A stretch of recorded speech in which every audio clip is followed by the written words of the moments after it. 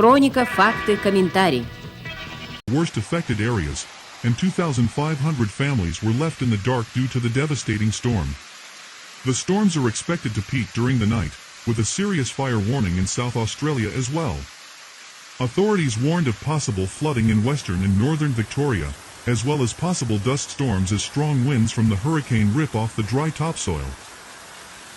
Today and tomorrow, nature is throwing a mixed reaction in southeast Australia due to heavy rain, storm winds, severe fire hazard and severe thunderstorms, said forecaster Jackson Brown.